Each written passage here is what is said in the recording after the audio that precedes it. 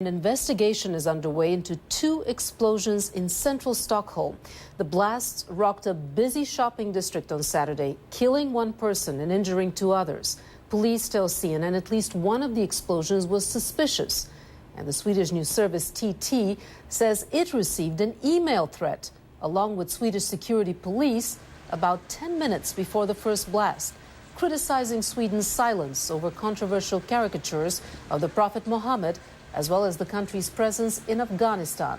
Swedish police have not confirmed this.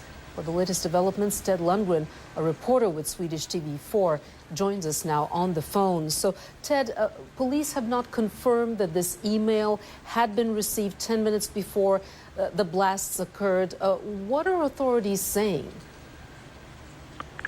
Well, even if I haven't confirmed it, several sources here in Sweden is describing this email where there is a threat against Sweden and the Swedish people for their participation in Afghanistan. So I think the Swedish police also has this connection clear, but they don't confirm it yet because the investigation is still going on.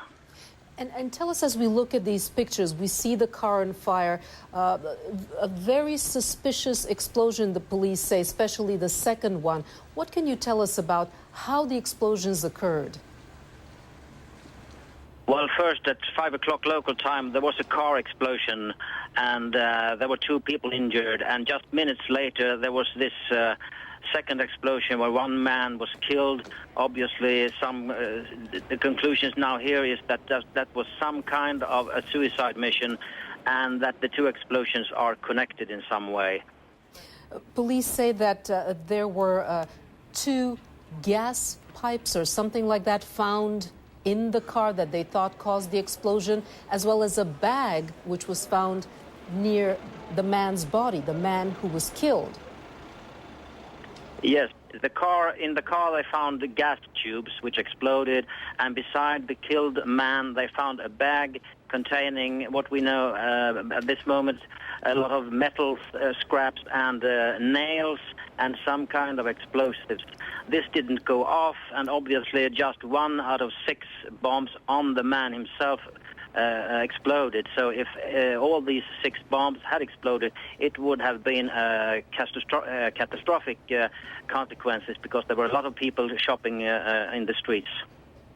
And it seems also that the timing is also suspicious of the two explosions. First one, a series of initial explosions, and then another one. There were just a few minutes apart. What can you tell us about how close the explosions were time-wise and location-wise? Well, there were only a few minutes between the two explosions, and the distance between them is just 200 yards. So there must be some kind of connection. It would be very peculiar if there isn't a connection. And the car itself is registered on a person which has a very typical non-Swedish name. Non-Swedish meaning? Some kind of Middle East or some kind of Arabic name, it sounds to me. I haven't investigated this further. And we see there the car on fire. You mentioned that this is a busy intersection. Tell us how many people could have been there. What was the reaction? We know 2 people were injured. Yes, around the car there wasn't so many people, but in the street where this man was killed, there were hundreds of people shopping, because it's the Christmas shopping is now starting here in Sweden, and it was a very busy street, and the shops were open, even if it still was late in the Saturday afternoon. I wanted to go back to that email and what it claimed.